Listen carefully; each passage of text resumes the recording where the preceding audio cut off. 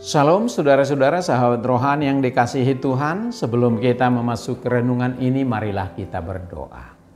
Kasih karunia dan damai sejahtera dari Allah Bapa dan dari Tuhan kita Yesus Kristus menyertai kamu. Amin. Firman Tuhan renungan bagi kita pada saat ini diambil dari Injil Markus pasal 1 ayat 13 sampai ayat 14. Demikian firman Tuhan. Pencobaan di padang gurun. Di padang gurun itu ia tinggal 40 hari lamanya. Dicobai oleh iblis. Ia berada di sana di antara binatang-binatang liar. Dan malaikat-malaikat melayani dia. Sesudah Yohanes ditangkap, datanglah Yesus ke Galilea memberitakan Injil Allah. Indah sekali firman ini, maka kita mengambil tema memegahkan pencobaan. Duh, apa arti tema ini? Orang biasanya justru berdoa supaya dijauhkan dari pencobaan dalam doa Bapa kami. Tapi kok ini memegahkan pencobaan? Apa kemegahan dari sebuah pencobaan? Malah pencobaan sering membawa kita ke dalam satu kondisi yang buruk dan yang tidak menyenangkan. Oleh karena itu kita sering mohon kepada Tuhan, jauhkan kami dari segala cobaan. Tapi kok ini memegahkan pencobaan? Nah, kita hari ini menggambarkan masa pencobaan yang dialami oleh Tuhan Yesus selama 40 hari di padang gurun pasca pembaptisannya oleh Yohanes Pembaptis. Setelah penobatannya menjadi Mesias, inilah anak yang kukasihi, kepadanya lah aku berkenan, demikian kata Tuhan. Maka iblis langsung menggoda Tuhan Yesus dan menawarkan banyak hal kepadanya dengan membawa dia ke padang gurun untuk menguji sejauh mana Tuhan Yesus bisa tahan dengan ujian iblis. Iblis mencoba Yesus untuk membuktikan apakah dia benar-benar putra Allah dengan 3 godaan yang sangat berat. Pertama, godaan kepada Yesus adalah mengubah batu menjadi roti untuk mengatasi rasa laparnya. Jika kau betul-betul anak Allah, ubahlah batu ini menjadi roti. Bagaimana Tuhan Yesus menyikapi tantangan yang dijadikan oleh iblis ini? Sedangkan dia dalam kondisi lapar dan berpuasa selama 40 hari. Sudah pasti kelaparan itu sangat memancing orang mengubah sesuatu menjadi roti, kalau itu pun bisa dilakukan.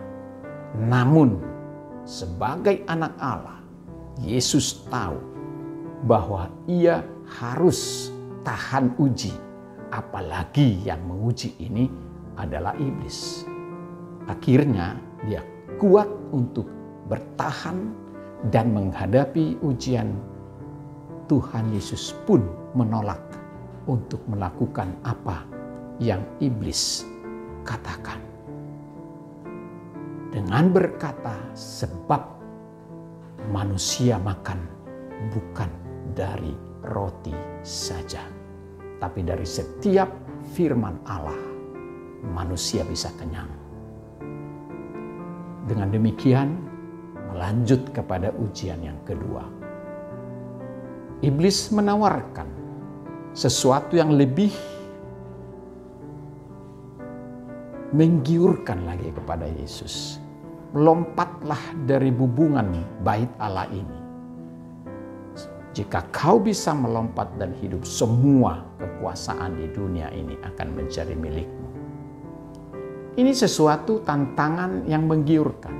Karena manusia cenderung menginginkan kekuasaan. Apalagi jika hanya disuruh melompat dari bubungan bait Allah yang tinggi ke bawah. Jika dia berhasil, dia punya kuasa yang begitu hebat dan luar biasa. Sedangkan orang dengan menghalalkan segala cara mencari kekuasaan. Tapi Yesus pun sadar bahwa ini tawaran dari iblis. Oleh karena keinginan-keinginan duniawi ini, manusia boleh diuji, tapi Yesus tidak boleh diuji. Roh Kudus membawa Yesus ke tempat yang tinggi di bait suci. Pencobaan iblis ini untuk kedua kali untuk melompat. Menyatakan bahwa Yesus adalah putra Allah. Para malaikat tidak akan biarkan dia terluka, akan ditangkap jika dia melompat di bawah. Tetapi Tuhan Yesus lebih memilih untuk tidak mau melompat. Dengan berkata, tidak boleh kita mencobai Tuhan. Hanya Tuhan yang bisa, yang berkuasa atas segala hal. Dengan mencobai Tuhan, itu berarti kita menantang Tuhan yang adalah Maha Kuasa. Inilah godaan yang disampaikan oleh iblis, dipatahkan oleh keyakinan Yesus kepada Allah. Lalu yang ketiga, tawaran yang ketiga adalah semua kerajaan dan kemegahan dunia jika dia bersedia menyembah iblis. Wah, inilah dia, menyembah iblis. Pertanyaannya, siapa yang mau disembah oleh manusia? Bukan iblis, bukan batu, bukan gunung, bukan sungai, bukan apa-apa, bukan teknologi dan lain sebagainya. Yang patut disembah hanyalah Tuhan Pencipta, karena dialah sumber kita. Oleh karena itu jawaban Yesus sangat gampang. Di Matius 4 ayat 10-11 dinyatakan, "Enyahlah iblis, sebab ada tertulis engkau harus menyembah Tuhan Allahmu, dan hanya kepada Dia sajalah engkau berbakti." Tidak ada waktu untuk menyembahmu. Hanya ada waktu untuk menyembah Tuhan. Lalu iblis pun kalah. 3 cobaan yang ditawarkan tidak mempan satu pun kepada Tuhan Yesus. Dengan demikian yang menang adalah Tuhan Yesus. Lalu dia meninggalkan Yesus dan pergi jauh dari Yesus. Yesus menolak semua godaan dengan memanfaatkan firman Tuhan sebagai jawaban. Dia lebih memilih kepada kebenaran firman Tuhan daripada kebenaran yang lain, sekalipun itu menggiurkan dan menjanjikan banyak hal.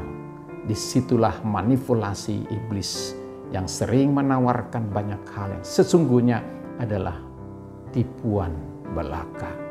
Jangan percaya kepada tipuan yang menggiurkan, tapi percayalah kepada ucapan yang sesuai dengan firman Tuhan. Yesus lebih memilih setia kepada Allah sebagai bukti bahwa dia berasal dari Allah.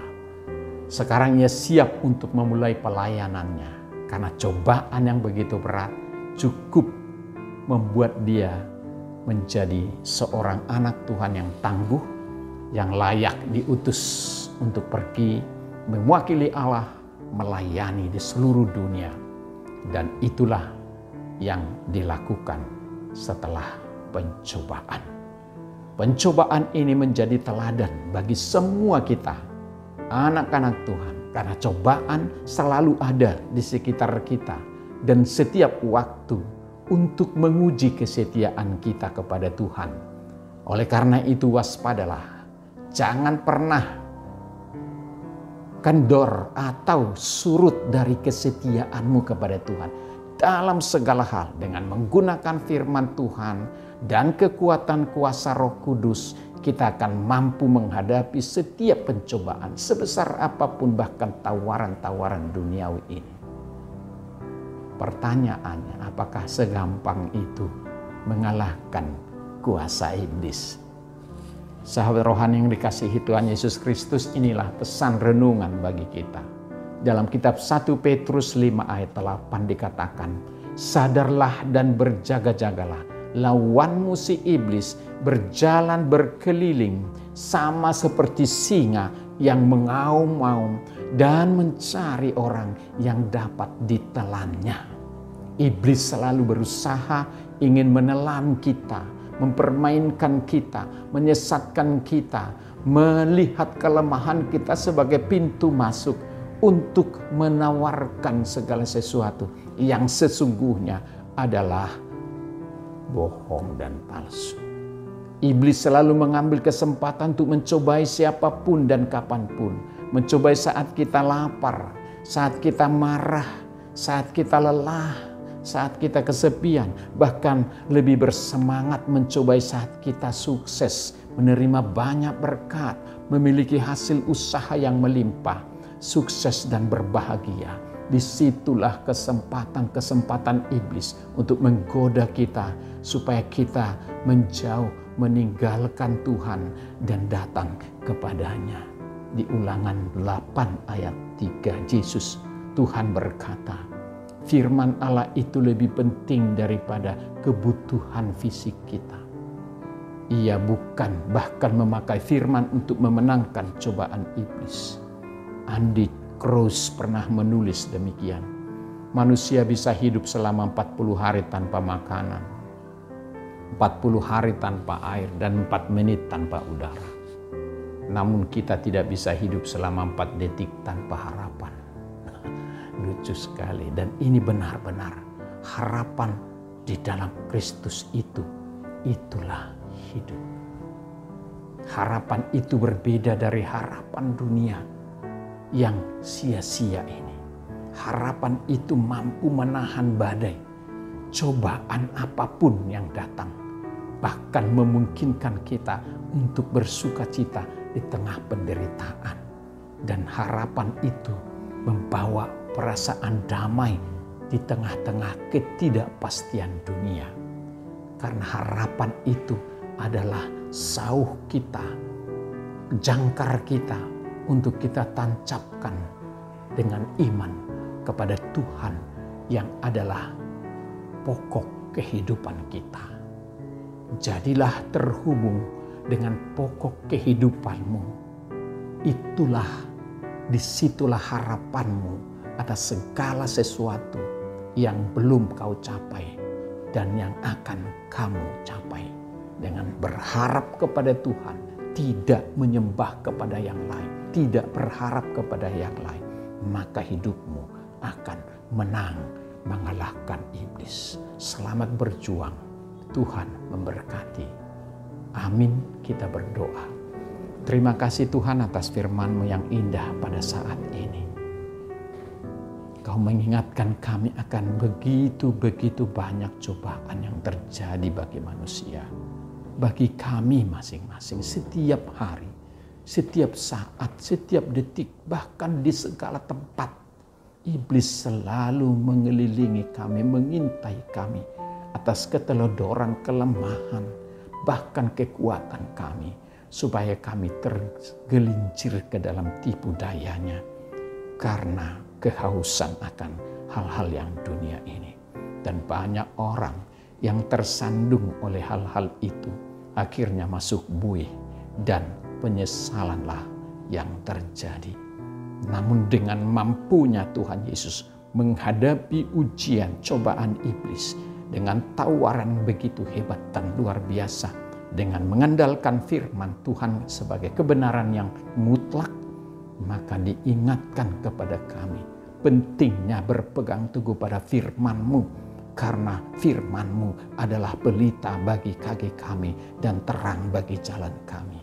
Biarlah kami semua menjadikan firman-Mu pedoman hidup kami, karena firman-Mu itulah sumber kehidupan kami, bisa mengenyangkan kami walau bukan dengan makan roti, walau bukan kenyang dengan makanan duniawi.